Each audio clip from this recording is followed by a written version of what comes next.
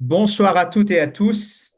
C'est avec un immense plaisir que je vous accueille aujourd'hui pour ce webinaire dédié aux actualités majeures dans le myélome multiple présenté lors des congrès EHA et ASCO 2025. Ces deux rendez-vous scientifiques majeurs ont une fois de plus été riches en enseignements, en innovation et en espoir pour les malades. Mais ce qui rend cette session, ce webinaire particulièrement spécial à mes yeux, ce soir, c'est la composition de notre panel.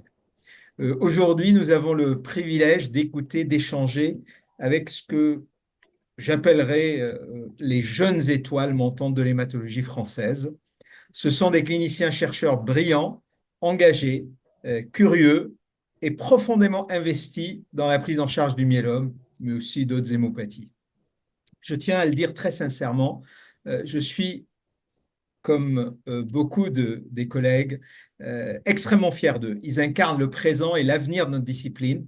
Leur énergie, leur rigueur scientifique, leur passion sont une véritable source d'inspiration pour nous tous. Donc j'espère que cette discussion ce soir va vous plaire. Et sans plus attendre, plongeons ensemble dans l'actualité du myélome et laissons la parole à nos talents. D'abord, je les présente quand même. Alors, les par ordre alphabétique. On a le docteur Arthur Bobin, qui est chef de clinique à Poitiers. On a le docteur Titouan Cazobiel, qui est de Bordeaux, mais actuellement en disponibilité en thèse d'université à Toulouse. Le docteur Romain Gounod à Créteil à Paris. Et puis, last but not least, Alexis Talbot, qui est MCU-PH à l'hôpital Saint-Louis à Paris, à la PHP. Alors, le principe de l'émission, vous le connaissez, je pense tous. On ne présente pas de diapo, mais on va aborder les principales études qui ont été discutées lors de l'ASCO de l'EHA. Il y a un petit overlap entre ces deux congrès. Et puis, n'hésitez pas, on est en live, vous pouvez poser vos questions, envoyer vos commentaires, et puis je me chargerai de distribuer les questions. Alors, euh, on va faire ça de manière un peu, je dirais, académique et classique. On va commencer par ce qu'on appelle communément les patients éligibles à la greffe. Et puis, c'est quand même la star dans ce domaine. C'est la publication et la présentation de l'étude MIDAS, une grande fierté française, en tout cas francophone, parce qu'il y a aussi nos collègues belges. Euh, du groupe IFM, l'intergroupe francophone du myélome, qui a été publié dans New England Journal of Medicine il y a à peu près 2 semaines par notre consoeur, la professeure Aurore Perrault de Toulouse. Alors, étude MIDAS, qui est une étude, je dirais, pivotale, parce que c'est la première étude qui s'est servie de l'analyse de la maladie résiduelle par NGS pour je dirais, guider le traitement et prendre des décisions.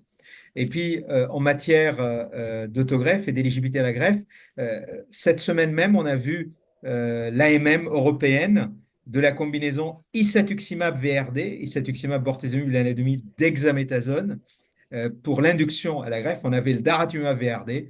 Maintenant, on a la chance d'avoir l'isatuximab-VRD et on va en parler.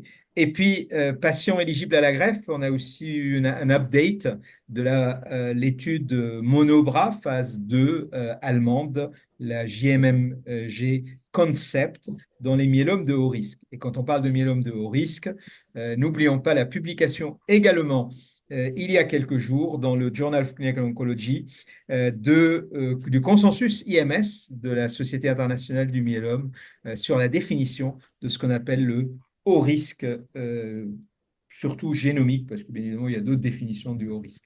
Alors, allez, on va commencer. Qui va nous faire parmi vous, les amis, allez, un volontaire désigné, un petit résumé de l'étude MIDAS pour ceux qui n'ont pas eu encore le temps, avec cette chaleur terrible, de plonger dans l'article et le supplément. Allez, Titouan, parce que tu es à Toulouse, donc normalement tu es proche de la source. Exactement. Et du professeur Perrault. Donc oui, cette étude Midas a fait effectivement grand bruit à l'ASCO et à l'EHA, puis avec cette publication dans le New England. Donc c'était une étude de phase 3 menée par l'IFM, donc qui évaluait cette stratégie adaptée à la maladie résiduelle pour des patients avec un myélome nouvellement diagnostiqué et éligible à une autogreffe. Il y avait environ un peu moins de 800 patients, ce qui est quand même une force encore du groupe coopérateur IFM d'avoir réussi en aussi peu de temps à inclure autant de patients.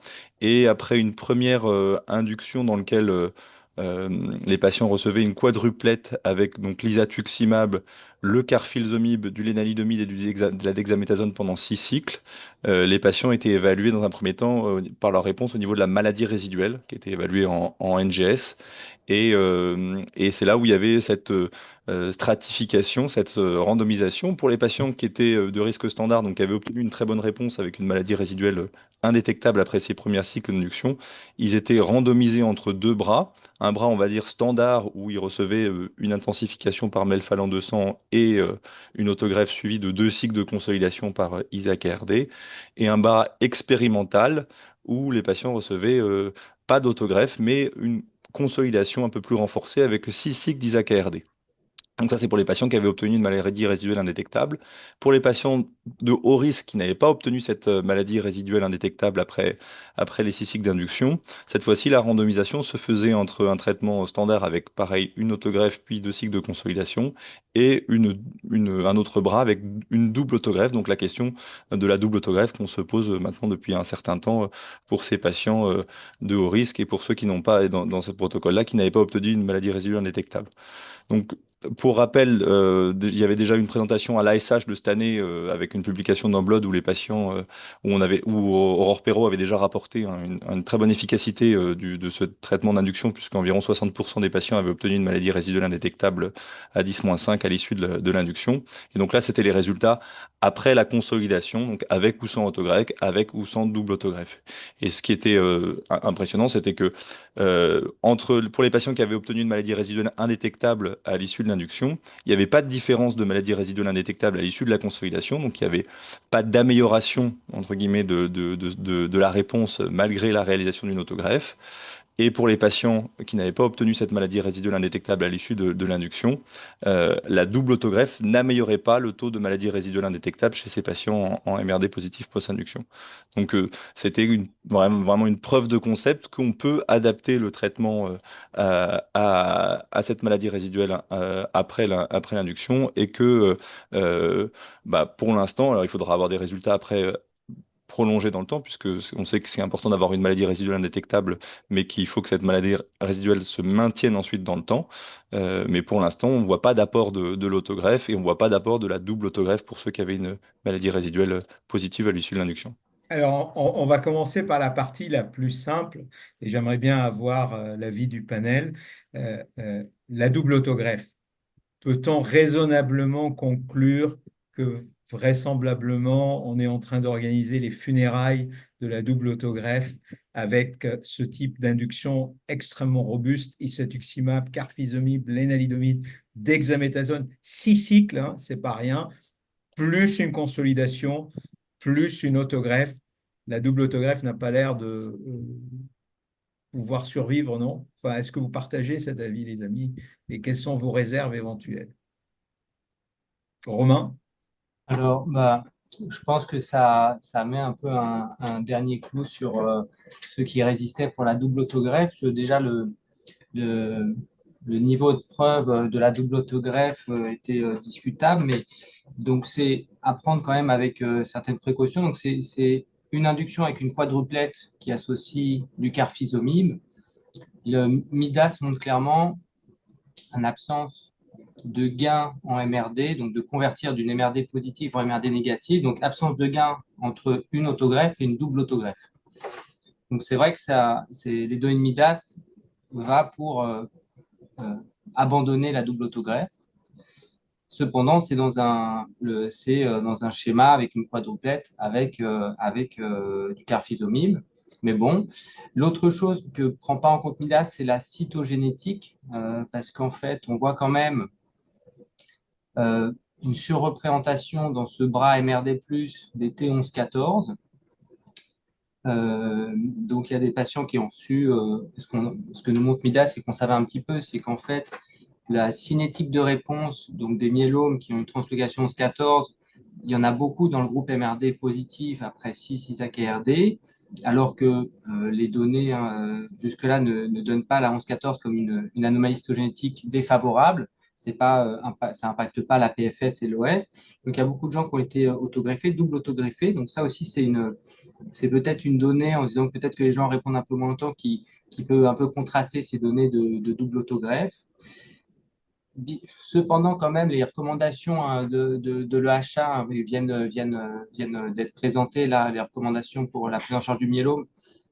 C'est pas un rang, c'est pas un rang A, mais suggère encore une double autogreffe. Peut-être qu'il y aura encore une place pour la double autogreffe, notamment pour les patients qui ont, pour les endroits où on ne fait pas une induction avec un anti 38 avec une quadruplette. Peut-être qu'il y a encore de la place pour des cytogénétiques de haut risque chez des patients qui n'ont qu'une triplette en induction. Mais je pense que clairement, maintenant, Midas vient donner si on peut retenir une information, c'est induction avec une quadruplette à base de anti-CD38. La double autogreffe, je pense, n'a plus sa place en comparaison à la simple autogreffe. Très bien, merci. Ça me paraît très clair et très raisonnable. Comme effectivement, il y a cette réserve que les données de la double autogreffe historique qu'on utilise dans les DEL17P, par exemple, c'était basé en fait sur une étude EMN et hollandaise qui avait utilisé même du VCD, donc vraiment, et du VMP, des inductions, je dirais, sous-optimales. Alexis, en ce qui concerne l'autogreffe tout court dans le risque standard dynamique, c'est-à-dire dans les MRD négatifs, ceux qui ont été randomisés ISAK-ARD continu et entretien, consolidation et entretien, versus ISAK-ARD conso, autogreffe et puis entretien. Est-ce que on est au jour d'aujourd'hui mature pour dire plus d'autogreffe comme certains collègues américains ont Non, je pense dans montré? ce bras-là, dans ces deux bras-là, je pense vraiment un suivi de la MRD soutenue au long cours est nécessaire pour faire d'autres conclusions.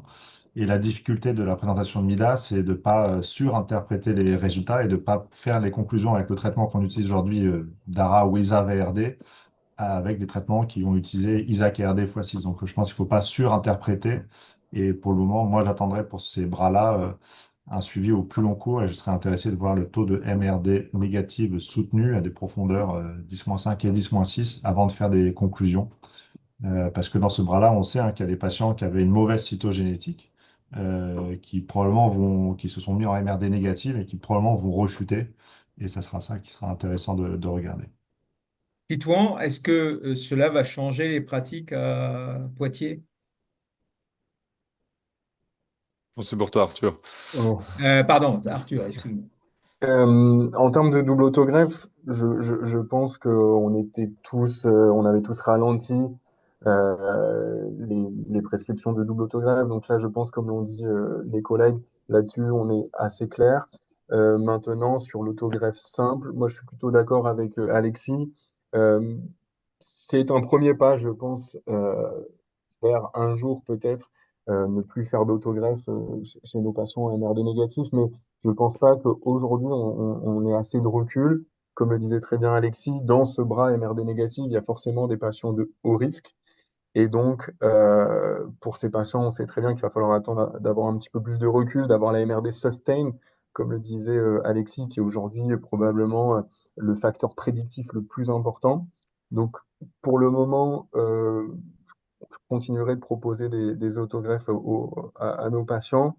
Euh, et c'est sûr que c'est un premier pas, l'étude MIDAS, vers peut-être l'abandon de la greffe. Et après, on sait qu'il y a d'autres stratégies que l'autogreffe, hein. Ça fera peut-être le lien ensuite avec nos discussions de tout à l'heure, mais notamment les CAR-T, les anticorps bispécifiques. Ce seront peut-être eux qui viendront un jour détrôner la greffe, mais pour le moment, et puis je pense qu'il faut rappeler aussi que c'était une étude de supériorité.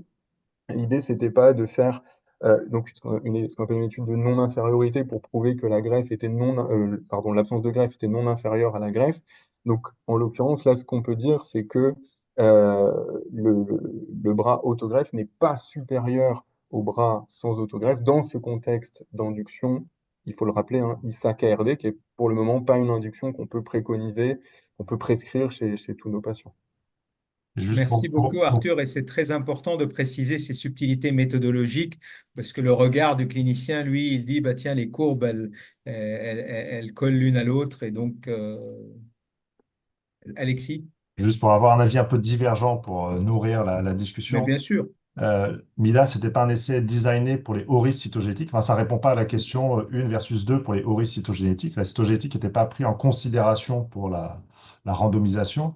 Et il y a eu un essai mené par Cyril Touzeau sur les hauts risques uniquement avec Isaac RD double auto qui donne des très bons résultats autour de 80% de- tout à fait. Sachant que la seule subtilité de cet essai qui a été publié dans Blood il y a 2 ans, c'est que la faisabilité de la double auto était de 70%. Tout le monde n'avait Donc, pas on reçu a la deuxième. Donc, on a quand même un tiers des malades qui ne peuvent pas y accéder. Alors, effectivement, vous le soulignez très bien, Midas, lui, n'a pas tenu compte de la biologie de la maladie. Or, on est nombreux à croire et à penser que quand même la biologie de la maladie, même avec une MRD négative, reste quand même assez omniprésente. Et du coup, peut-être, Titouan, tu peux nous rappeler quelle est maintenant la nouvelle définition du haut risque cytogénétique telle qu'elle a été publiée dans le Journal of Clinical Oncology, premier auteur, le professeur Hervé Avé-Loiseau, et c'est au nom de l'IMS, sachant que cette nouvelle définition, globalement, arrive à classer 20 à 25% des malades, un malade sur quatre en gros, comme étant de haut risque. Et le débat maintenant, il est sur les ultra hauts risques. Est-ce que tu peux nous résumer ça? Bien sûr, bien sûr. Donc effectivement, c'était à l'issue de longues discussions, si j'ai bien compris, que on a pu enfin avoir ces nouveaux consensus sur le risque cytogénétique qui sont assez importants puisque selon les études, ça variait, donc ça faisait que les conclusions pour ces patients à haut risque étaient quand même assez différentes en fonction de la définition voulue. Donc maintenant, c'est clair, on a une définition commune pour tout le monde que je pense que maintenant tout le monde doit appliquer. Donc il y a plusieurs facteurs qui vont faire qu'un patient va être classifié en haut risque cytogénétique. La présence d'une délétion 17P, ça reste toujours ça, et ou d'une mutation de TP53. Euh, la présence d'une translocation, donc que ce soit 4-14, 14-16 ou 14-20, avec en même temps une anomalie du chromosome 1, donc soit un gain Q, soit une DEL 1P32. Donc ça, c'est important, c'est les deux concomitamment. Ça, c'était déjà l'IFM qui avait montré que c'était pas le fait d'avoir une seule anomalie qui était important, c'était la co-occurrence des anomalies qui faisait véritablement le haut risque cytogénétique. Et le troisième facteur, entre guillemets, cytogénétique pour être haut risque dans cette nouvelle classification, c'est le fait d'avoir une délétion AP32 avec une anomalie, enfin un gain Q ou une double délétion AP32. Donc deux anomalies sur le chromosome 1. Donc ça, c'est les trois critères, on va dire, cytogénétiques de cette nouvelle classification. Et en plus, il y a un critère plutôt biologique avec le fait d'avoir une bêta-2-globuline augmentée avec une fonction rénale normale. Donc c'est voilà, quatre critères qui font de la nouvelle classification de risque, effectivement publiée dans JCO par le professeur Hervé Loiseau il y a 15 jours maintenant, il me semble. Merci beaucoup, Titouan. Et effectivement, bon, au moins, ça a le mérite d'homogénéiser parce que je me souviens de certaines études à base de lénaligdomide dans la rechute, hein, KRD, ELO-RD, XA-RD. Chaque étude avait utilisé une définition différente du haut risque et du coup, c'était un peu la jungle. Mais tu l'as bien souligné qu'un consensus par définition, alors en français, on dit que c'est mou. Euh, et puis, alors, je sais qu'elle n'a pas toujours été populaire ni en France ni en Angleterre, mais Margaret Thatcher disait beaucoup que un consensus, c'est un processus qui consiste à abandonner toutes les convictions, les principes et les valeurs à la recherche d'un point sur lequel personne ne croit vraiment, mais auquel personne ne s'oppose. Alors, j'ose espérer que on a mieux fait avec aujourd'hui le consensus.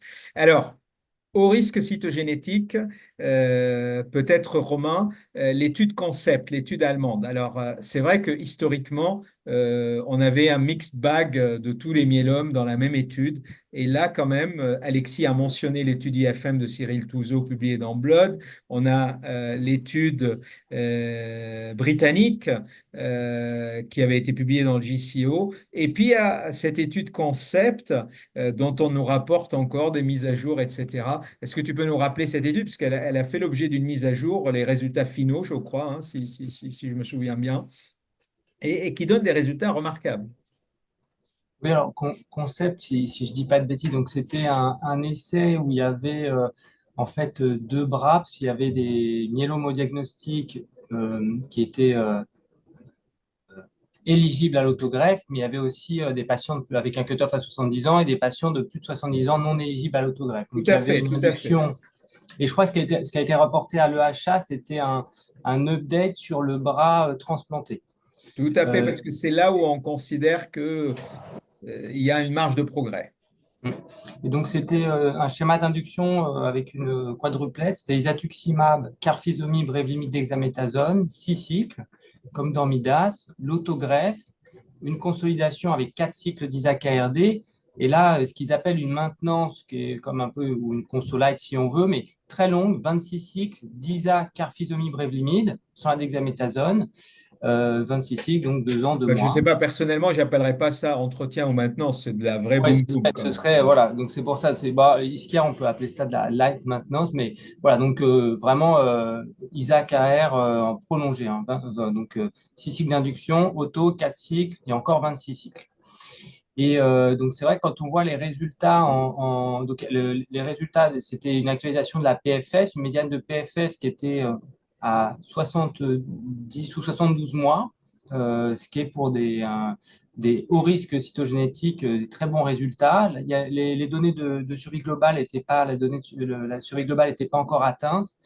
Euh, et il y avait, je crois, des données de MRD et de sustain MRD. Ce qu'on voyait encore, c'est que les gens qui avaient une MRD soutenue avaient une PFS meilleure.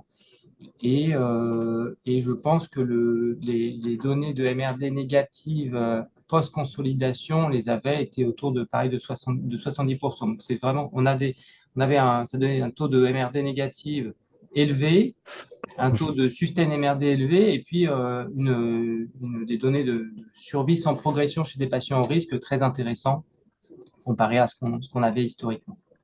Alors effectivement, tu soulignes bien, hein, on a des résultats maintenant assez convaincants dans le myélome à haut risque. Et ce qui revient, tout à l'heure on a parlé de Midas, là on parle de concept. Ce qui revient, c'est cette problématique de MRD. Et puis l'importance du test MRD.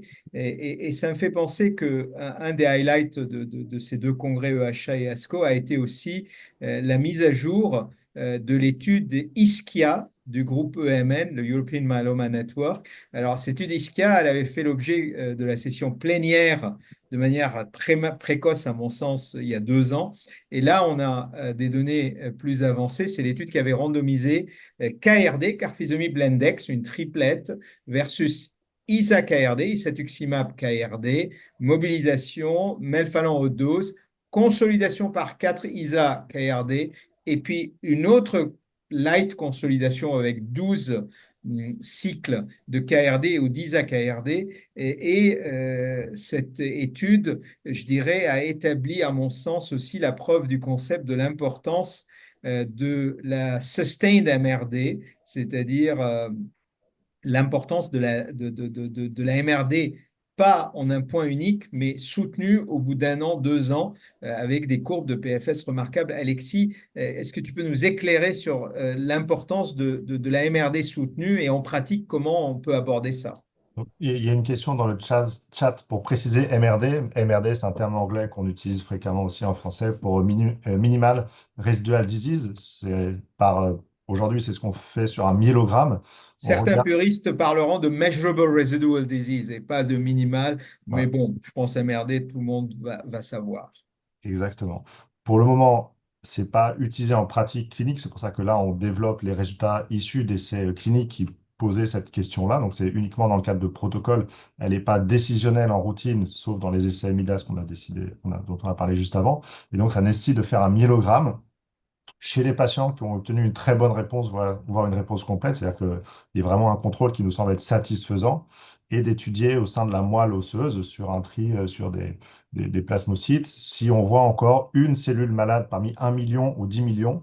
Plus on descend en sensibilité et selon les techniques, il y a deux techniques qui sont faisables dans le monde entier. La plus généralisable est probablement la cytométrie de flux, avec deux tubes facilement réalisables, avec des techniques, un panel Euroflow qui est tout à fait standardisé, mais qui nécessite un petit peu de temps au niveau de la machine du cytomètre. Et l'autre technique, c'est par séquençage de haut débit, NGS, qui est réservé à quelques centres spécialisés pour la calibration, enfin des techniques très particulières, mais qui permet d'avoir une sensibilité, une profondeur plus importante, 10-6. Parfois, on l'a vu notamment au commis, une sensibilité parfois 10-7 dans certains centres qui sont obtenus. Et donc voilà, c'est le meilleur critère qui permet de corréler la PFS et l'OS, et on peut l'obtenir très tôt dans l'histoire de la maladie. Et donc probablement, c'est devenu un objectif à obtenir chez tous les patients. Et le plus profond c'est, et le plus durable c'est dans le temps. Il y a des discussions sur la définition d'un terme de guérison qui nécessiterait peut-être d'avoir une MRD négative 10-5, 10-6 pendant plus de 5 ans. Excellent, merci beaucoup Alexis. Bon, donc des progrès remarquables chez les éligibles à la greffe qu'on va peut-être plus greffer, et ce qui m'amène aux malades non éligibles à la greffe ou qu'on veut pas greffer. Et là, l'année dernière, la plus grande avancée, ça a été l'utilisation des quadruplettes dans la population âgée mais fit, donc en forme. Et puis, les progrès dans ce domaine continue, puisque lors de ce congrès, on a vu, alors quand on parle de progrès, on a souvent tendance à penser médicaments. Mais en fait, des fois, le progrès n'est pas forcément lié aux médicaments, il peut être aussi lié euh, à la manière dont on va administrer, gérer un médicament, qui permet à la fois d'en optimiser la safety, la sécurité d'emploi, donc son index thérapeutique, mais aussi peut-être d'assurer le confort du malade et sa satisfaction. Et j'étais particulièrement impressionné, je vais partager une photo, je pense que vous voyez, c'est l'arrivée de ce dispositif médical avec la présentation de l'étude Heraclia et de l'étude française ISA-SOUCUT par Xavier Leleu sur la forme sous-cutanée de l'isatuximab. Et là, peut-être, bon, Titouan, pas Titouan, pardon, je mélange toujours, Arthur, qui a participé et a traité beaucoup de ces malades. Alors, j'ai réussi à obtenir cette photo. Peut-être nous décrire un peu ce dispositif. D'abord, c'est comme ça, enfin, je ne sais pas si oui, vous voyez Oui, très bien. voilà. Et donc, ça se colle sur la paroi abdominale. C'est le malade hein, qui peut le faire ou une infirmière, peu importe. Et peut-être, Arthur, tu peux nous décrire. Alors, j'ai fait une slide résumée ici, qui est issue d'une des diapositives de l'étude Heraclia. Oui, donc ce dispositif, on l'appelle, comme vous le voyez sur la slide, alors c'est un nom anglais, mais On Body Delivery Injector, donc OBI, c'est un dispositif médical qui permet d'administrer le traitement donc, par isatuximab. Donc, comme vous le savez, on avait la formulation du daratumumab en version sous-cutanée depuis maintenant quelques années, hein. Mais pour l'isatuximab, jusqu'à présent, on n'avait qu'une administration intraveineuse, même si un premier pas avait été fait récemment avec un mode qu'on appelait IV Fast, donc en 30 minutes, mais on attendait hein, quand même, avec beaucoup d'espoir, cette version sous-cutanée. Notamment puisque, ben, on l'a dit hein, l'année dernière, deux grandes avancées chez les sujets donc non éligibles à l'autogreffe, c'était cette validation de la quadruplette par ISA-VRD d'un côté, avec les études Benefit et IMROSE, et puis de l'autre côté, l'étude Cepheus avec DARA-VRD. Et donc, maintenant, on avait très hâte de pouvoir utiliser ce dispositif au sein même de cette quadruplette. Donc, il y a plusieurs essais, comme vous l'avez dit, qui ont permis de valider la version sous-cutanée. Il y a d'abord l'essai Heraclia, un essai de phase 3, isatuximab, pomalidomide, dexaméthasone, avec l'isatuximab d'un côté en IV et de l'autre l'isatuximab en version sous-cutanée via cette OBI. Et donc les données de Heraclia ont été présentées par le professeur Xavier Leleu à l'ASCO et à l'EHA. Et c'est vrai, hein, ce qui ressortait, je pense, c'était cette qualité de vie, facilité d'administration pour les patients, notamment puisqu'on a une aiguille qui est plus fine que ce qu'on utilise d'habitude pour les sous-cutanés, une durée d'administration qui était en médiane de 13 minutes et dans 100% des cas qui était inférieure à 20 minutes. Et comme c'est décrit hein, sur la slide, on a une administration voilà, qui est, on dit hands-free, donc l'infirmière pose le dispositif, elle peut presque faire autre chose en attendant. Il y a très peu de réactions liées au site d'injection et puis aussi très peu de réactions à l'infusion. Donc c'était vraiment très marginal, hein, c'était de l'ordre de 2%.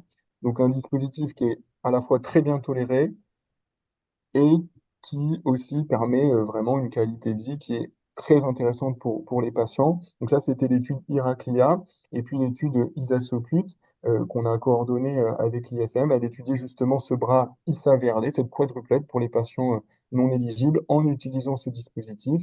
Et puis globalement, les résultats sont concordants à la fois en termes d'efficacité avec les études Benefit et IMROSE et à la fois en termes de qualité de vie et de safety avec l'étude Heraclia qui a utilisé aussi ce dispositif. Donc, probablement pas une avancée, comme vous le disiez, en termes d'efficacité, mais vraiment en termes de qualité de vie, en termes de sécurité d'emploi. Donc, on a hâte de pouvoir l'utiliser en pratique courante.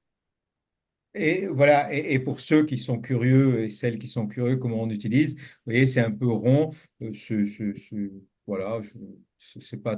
Il y a en fait, l'aiguille, elle est en dessous. On le pose sur la paroi abdominale. Le produit, il est directement rempli à partir du flacon, hein, ici à ce niveau-là.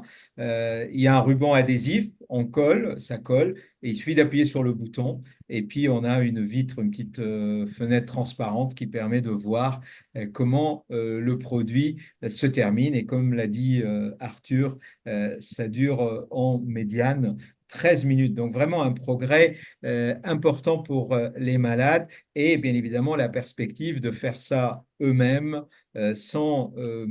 Parce que la problématique de sous-cutané, même si on aime bien, c'est quand même aussi les infirmières et infirmiers s'en plaignent un peu parce que quand vous êtes en hôpital de jour et que vous en avez administré 15 dans la journée, c'est un peu compliqué. Mais les progrès en matière de malades non éligibles à la greffe, ce n'est pas uniquement le dispositif ou les quadruplettes, puisqu'on a vu pour la première fois la présentation de l'étude MM6, elranatamab, daratumumab, lénalidomide, dexaméthasone. Daralindex, c'était notre star il y a 5 ans ou 6 ans. Grand progrès, médiane de PFS supérieure à 5 ans. Alors, est-ce que, Romain, tu peux nous en dire un peu plus de la combinaison bispécifique anti-BCMA comme ELRA, mais on a aussi, Salomon Mani mène une étude avec le teclistamab et anti-CD38, daratumumab plus lénalidomide. On est encore à la preuve du concept, en phase 1-2, mais je crois que c'est quand même très prometteur et on en voit le rationnel derrière. Alors, c'est pour redonner le design ou pour les résultats? Juste positionner pourquoi euh, cette, il est rationnel de combiner un anti-BCMA à un anti-CD38 et on pourrait espérer améliorer ses résultats. C'est vrai que quand on voit les résultats, alors je ne vais pas m'étendre dessus, en rechute des anticorps bispécifiques anti-BCMA CD3, hein, quand on le donne à des patients qui sont triple réfractaires, voire pentra-réfractaires en ligne avancée, on n'a jamais vu des résultats en termes de réponse et de durée de réponse aussi importantes qu'avec les bispécifiques. Et donc, c'est vrai que logiquement, en monothérapie en plus, donc logiquement, c'est des médicaments qu'on a envie de faire remonter dans les lignes thérapeutiques parce qu'on s'attend à ce que ça donne des réponses très profondes et très prolongées. Et il y a beaucoup de rationnels, donc aussi de les associer en bithérapie, voire trithérapie, hein, avec des triplettes, notamment avec les anticorps anti-CD38, mais également les IMID. Et donc, c'est tous ces nouveaux designs d'études qu'on voit apparaître, aussi bien donc, chez les non éligibles à l'autogreffe, mais on verra aussi peut-être sur les patients qui sont éligibles à l'autogreffe et peut-être la question de challenger l'autogreffe.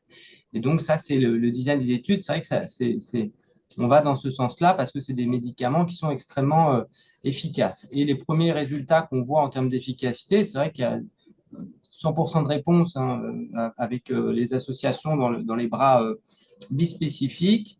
Avec quand même, il faut garder pour nous les cliniciens, c'est vrai que ces médicaments, on a découvert notamment la profondeur de l'immunodépression qu'elles induisent avec des gens qui ont une hypogammaglobulinémie très profonde, mais également aussi une immunodépression lymphocytaire T avec un risque infectieux. Donc c'est vrai que quand on est sur ces phases un peu 1-2, on regarde un petit peu en détail le risque d'infection. Et en fait, comme on a appris à utiliser ces médicaments et on a eu une marge d'apprentissage depuis leur arrivée, il faut garder en tête que quand même le risque est le risque de faire des épisodes infectieux ou infectieux graves.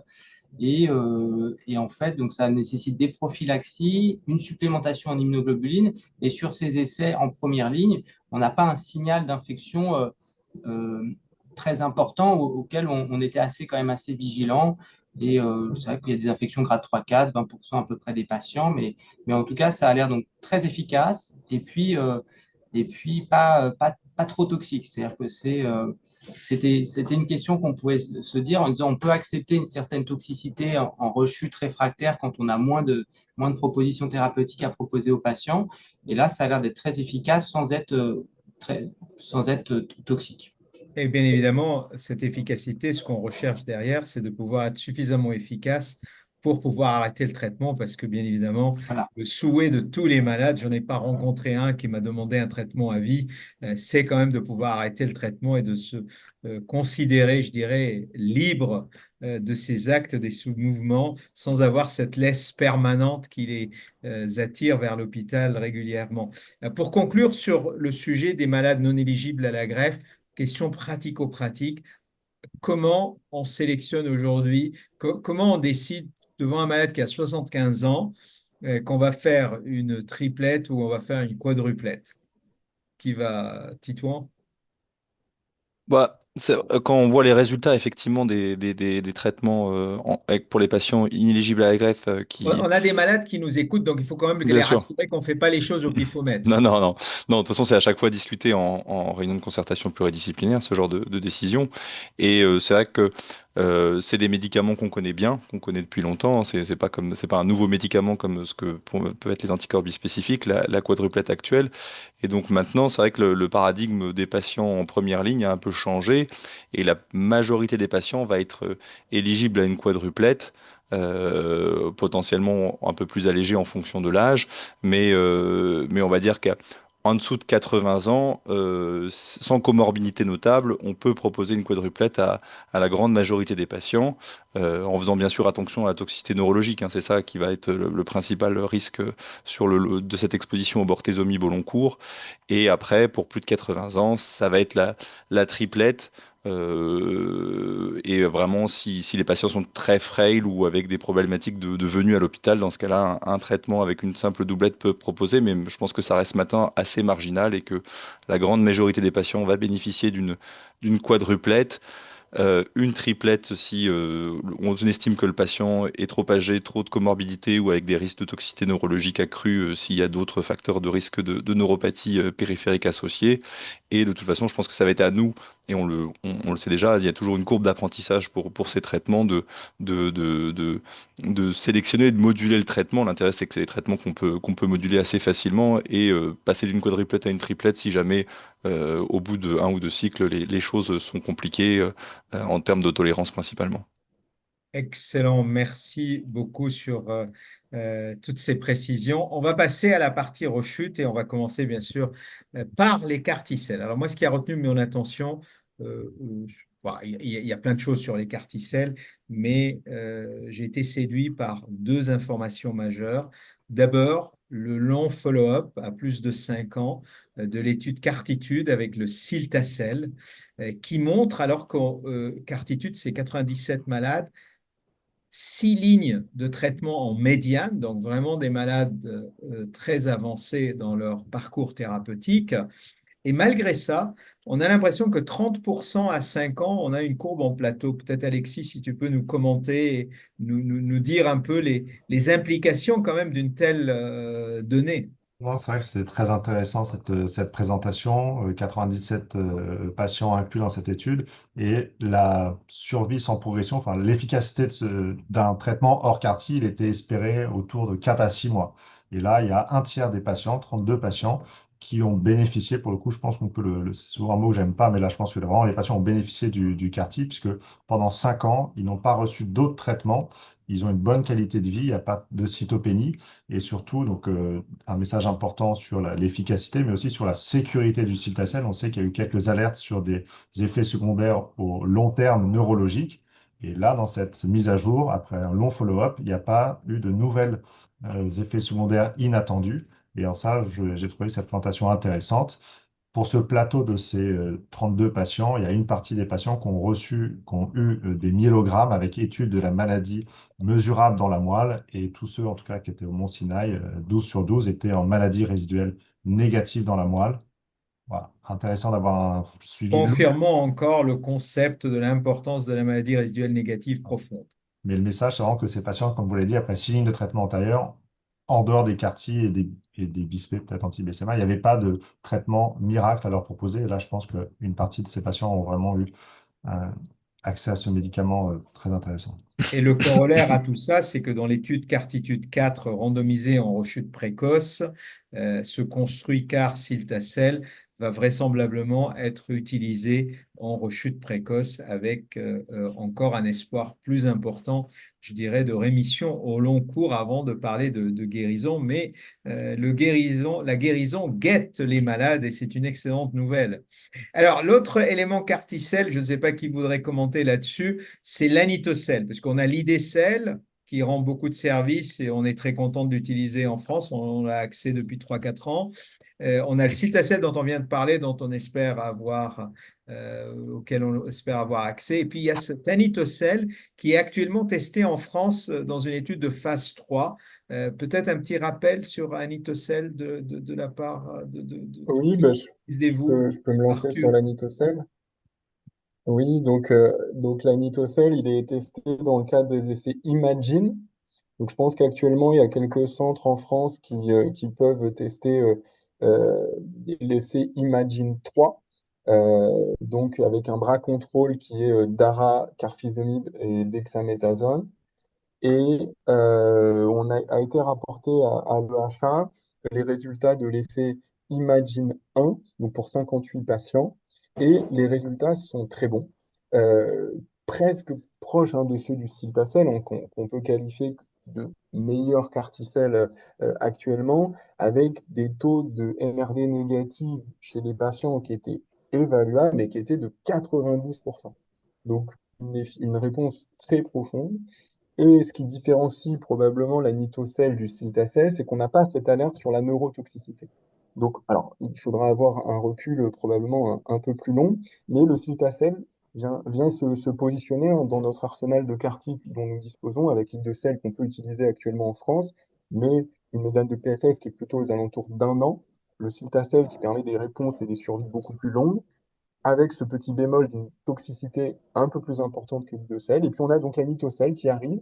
Donc les résultats de Imagine 1 sont vraiment très prometteurs. Et forcément, on attendra les résultats de la phase 3, hein. Nous, on a mis un patient actuellement à Poitiers. Donc on va commencer avec ce traitement par anitocell.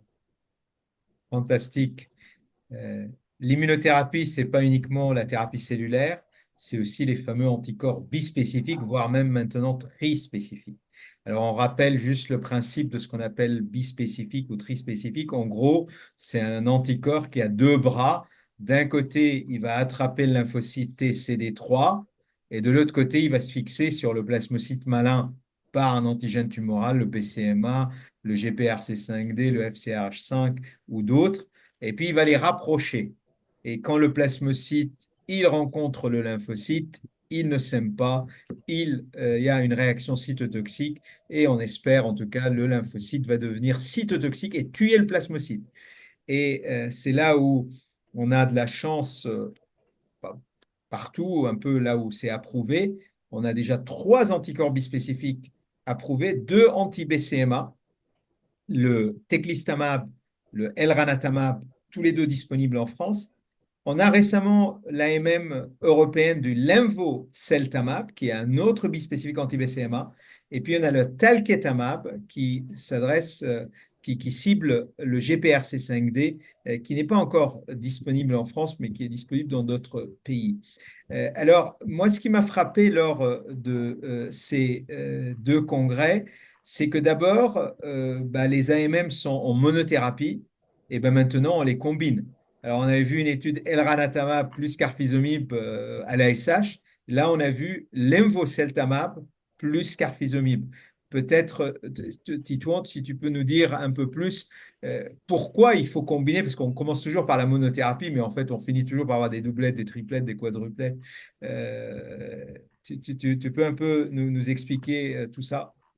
Effectivement, on a eu, enfin, on utilise maintenant assez fréquemment ces anticorps bispécifiques IC-BCMA en monothérapie, et là de plus en plus dans le cadre d'essais en association, à des fins de maximiser leur efficacité, puisqu'il y a il y a des synergies dans leur mécanisme d'action en fonction du médicament auquel ils sont associés.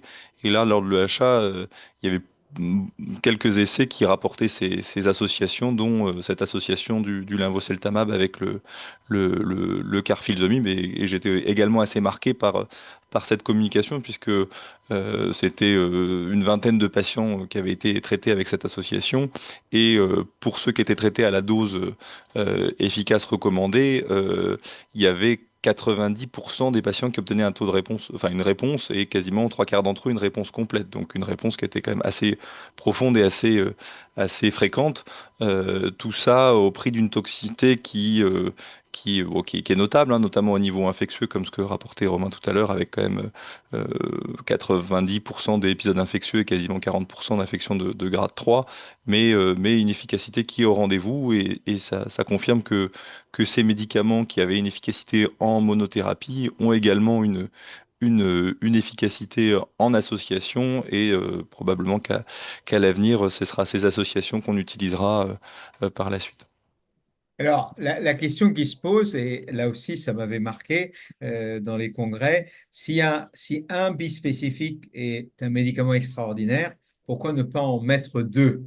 Et donc, on a vu, Romain, par exemple, l'étude Redirect qui a combiné teclistamab et talquetamab chez les malades qui ont des localisations extramédulaires.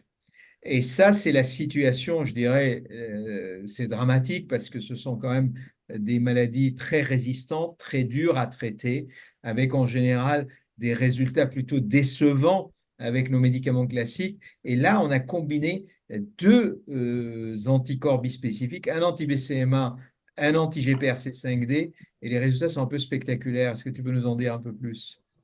Oui, bah, comme vous l'avez dit, hein, vraiment, on a parlé de cytogénétique, de pas mal de facteurs, de critères de mauvais pronostic, mais la maladie extramédulaire qui est en fait quelque chose qui est peu fréquent au diagnostic chez les patients, mais qu'on voit plus à la rechute, on sait que c'est vraiment un facteur de non-réponse au traitement, on va dire. Et là, l'association, parce qu'on sait que les anticorps bispécifiques, ça peut marcher, mais en fait, on voit que ça marche moins bien quand on voit les études avec elranatamab, teclistamab en monothérapie, on voit que les formes extramédulaires répondent moins bien ou très peu de temps aux bispécifiques. Et là, de faire une combinaison de deux bispécifiques qui ont une action différente, parce qu'il y a un cible qui est le BCMA pour le teclistamab et le GPRC5D pour le talquetamab. Et là, on a un taux de réponse qui est chez quasiment 80% des patients, avec beaucoup de réponses complètes, et également un signal de durée de réponse chez ces patients. Et c'est des résultats qu'on n'a jamais vus pour les patients avec des atteintes extramédulaires. Cette association dans Redirect, teclistamab, talquetamab, donne vraiment de l'espoir pour ces patients, au point que même à l'EHA, un médecin a pris la parole en disant, moi, quand je rentre chez moi ce week-end en clinique, est-ce que c'est l'association que je vais proposer à tous les patients qui ont une atteinte extramédulaire? Donc vraiment, c'est une étude spectaculaire en termes de réponse. Et après, c'est toujours pareil, c'est deux bispécifiques ensemble. Il y a quand même un signal de toxicité qui est un petit peu plus marqué, notamment au niveau d'infection. Les patients rapportent quand même un taux un peu important d'infection. Et puis, c'est toujours les effets secondaires du talquetamab qu'on voit. cette cible, on ne l'a pas dit, hein, le GPRC5D, c'est une cible donc, qui est exprimée par les plasmocytes tumoraux, mais également sur d'autres cellules normales du corps. Et donc, ça donne une toxicité bien particulière, notamment une toxicité, on dit, orale, avec des dysgueusies, une inflammation de la bouche, parfois un peu de perte de poids, et une toxicité cutanée avec euh, une dystrophie des ongles, donc les ongles qui se modifient, parfois d'éruptions cutanées. Voilà, mais c'est spectaculaire comme association et comme résultat. Ben alors, au lieu de combiner les deux bispécifiques, il y en a qui ont eu l'idée de dire ben, on va les mettre dans un seul anticorps qu'on appelle un trispécifique. C'est-à-dire, le même anticorps va cibler CD3, BCMA, GPRC5D. Alors, Alexis, à toi de nous dire, parce que là aussi, ça a été un grand highlight, même si on veut être vraiment juste équilibré dans notre discours, le premier tri spécifique à être rapporté, c'était l'ISB 2001 qui ciblait BCMA et CD38. Et là, on a effectivement le nouveau, je crois, JJ 55, 22, quelque chose comme ça. Peut-être je me trompe. Tu peux nous en parler, Alexis? Ouais, c'est intéressant parce que c'est pas juste combiner deux anticorps bispécifiques. Il y a quelques modifications. Il y a une affinité plus faible pour le CD3, peut-être pour diminuer le taux de relargage cytokinique. Mettre deux cibles sur le même récepteur, ça permet d'avoir un effet si l'une des cibles est mutée et de baisser la pression antigénique et peut-être diminuer le taux de mutation sous ces traitements. Donc ça, c'est le côté un peu rationnel. Et après, la firme qui a développé ce médicament-là a amélioré certaines choses intéressantes à mon sens, notamment l'augmentation, l'escalade de dose. On est passé, donc il y a eu plusieurs tests qui ont été menés dans des études précédentes, mais la dose qui a été retenue, c'est une première injection à 5 mg et la deuxième injection à 100 mg. C'est-à-dire qu'il n'y a plus qu'une seule escalade de dose, ce qui permet de limiter le temps en hospitalisation. Et après, les doses successives se font toutes les 4 semaines. On était beaucoup à penser que les bispécifiques toutes les semaines, c'était pas bon pour les patients, c'était pas bon pour les lymphocytes T qui pouvaient s'épuiser et c'était pas bon pour les effets secondaires. Donc effectivement, cette combinaison, elle est assez intelligente et bien sûr, on retrouve les mêmes types d'effets secondaires qu'en associant les deux anticorps bispécifiques séparément mais ensemble, mais avec des taux qui sont peut-être moins important. Et en tout cas, comme il y a 4 semaines entre deux injections, les patients ont le temps de récupérer de ces effets secondaires. Et donc là, vous nous mettez la vidéo en action. Et il semble que un tri spécifique soit mieux toléré que deux bispécifiques de deux cibles différentes en même temps. En fait, pendant que tu parlais, Alexis, je me suis rendu compte que j'avais quand même dans ma machine une petite vidéo sympathique sur le fonctionnement d'un tri spécifique. Et on le voit bien sur cette vidéo. Enfin, je ne sais pas si vous le voyez bien, moi je le vois Ouais, sur ouais. mon écran. Comment il se lie. Et c'est magnifique, bien évidemment, c'est une représentation très schématique, mais comme j'avais la vidéo, alors je fais le malin et je vous la montre. Et les résultats sont quand même excellents et on n'a pas forcément, on a quelques toxicités quand même au niveau infectieux. Ouais. On retrouve le même profil de toxicité, mais peut-être moins fréquent, moins importante, moins durable. Et bien évidemment, tu l'as souligné, c'est cette administration moins fréquente, l'administration mensuelle, parce qu'il est vrai que ce truc hebdomadaire ou tous les 15 jours, en plus, sans compter les morbidités et les toxicités et les infections, c'est quand même éprouvant pour les malades, des allers-retours incessants, les gamma-globulines polyvalentes à administrer. Donc, les tris spécifiques. Alors, pour les 5 minutes qui nous restent, je vais demander à chacun d'entre vous un peu vos prédictions pour l'avenir. Euh, Vous choisissez le segment, le niveau de maladie, le stade, où vous voyez un peu, ou quels sont vos souhaits pour les 12 mois à venir. Qu'est-ce que vous avez envie de voir comme présentation, comme données, quelque chose qui va vous donner encore plus de punch. Vous avez déjà beaucoup d'énergie, mais quelque chose qui va vous exciter. Alors, celui qui va parler en dernier va être chanceux. Celui qui parle en premier, c'est le plus dur. Il n'aura pas eu le temps de réfléchir. C'est pour ça que j'essaye de meubler un peu, histoire de vous donner le temps Bah, je me lance pour laisser le temps. Allez, Alexis, vous voyez, Ah, ça c'est un gars chic. on a parlé de Midas, et en fait, ce qui est fort, je trouve, c'est de montrer qu'au sein de l'IFM en France, on est capable de mener des essais de phase 3 randomisés. Il y avait une question dans le chat, donc c'était randomisé et avec le côté de MRD comme critère de jugement. Mais ce qui m'a intéressé, c'est qu'il y a eu une présentation biologique de Stéphane Mainviel de Nantes, et donc on arrive à publier une semaine avant les résultats, et juste une semaine après, il y a eu une présentation sur le côté biologique, savoir quel profil de patient au niveau génomique, génétique, transcriptomique, serait susceptible de plus ou moins répondre. Et donc, toujours dans cette idée de traitement personnalisé, on est en train de découper, d'identifier les patients qui répondent le mieux. Donc, pour le moment, c'est descriptif, en espérant qu'on puisse, dans le futur, adapter les traitements en fonction des anomalies, soit moléculaires, soit il y a aussi le travail fait par Ludovic Martinet à Toulouse sur le côté immunologique. Donc, l'idée, voilà, c'est pas le même traitement pour tout le monde, évaluer le système immunitaire du patient ou le système génétique afin de stratifier le traitement. Donc, c'était ça mon coup de cœur, biologique. Très bien. Eh ben, on va faire dans l'ordre alphabétique inverse. Donc, Romain. Donc, Parce que Arthur, il sait qu'il est le dernier. Il va parler en dernier. moi, ce que j'ai envie de voir plutôt pour l'avenir, ce serait de toujours un peu challenger l'autogreffe. Moi, ce que je vois, il y a des essais qui sont déjà construits, c'est de faire une induction pour les patients, donc on va dire jeunes, enfin au diagnostic du myélome, et puis de leur proposer comme on fait, moi je fais aussi du lymphome, dans le lymphome, c'est de proposer un CAR-T-cell, soit comparé par exemple autogreffe versus CAR-T-cell, et quand on voit les résultats des CAR-T-cells en rechute, on se dit de peut-être les donner plus tôt dans la séquence thérapeutique, de les proposer en première ligne après une induction, quand on a déjà atteint un certain degré de rémission ou de réduction de la maladie, peut-être que là, on pourra, alors on ne parle pas encore de guérison, mais peut-être qu'on aura vraiment des réponses très prolongées. Et moi, ce qui me plaît dans les CAR-T-cells, et je pense qu'il plaît aussi aux patients, c'est que c'est une procédure qui est faisable, qui a des effets secondaires, mais qui reste acceptable. Et surtout, c'est qu'après, les patients n'ont pas de traitement. Et donc, si on imagine une induction 4-6 mois de combinaison, puis un carticelle et puis plus rien, et ben les patients, parce que quand on voit les schémas de première ligne, que ce soit Midas, Perseus, c'est long pour les patients. Et donc, peut-être qu'on aurait des résultats peut-être mieux, peut-être équivalents, mais avec, pour les patients, un arrêt de traitement beaucoup plus tôt. Donc, ça, moi, c'est vraiment ce que Excellent. j'aimerais voir. Merci beaucoup, Titouan. Alors, moi, je vais reprendre un peu ce dont parlait Alexis tout à l'heure. Ce qui m'a marqué, moi, enfin, ce qui me marque depuis maintenant quelques congrès, c'est la multiplication des traitements et la diversité de l'arsenal thérapeutique maintenant dans le cadre du myélome.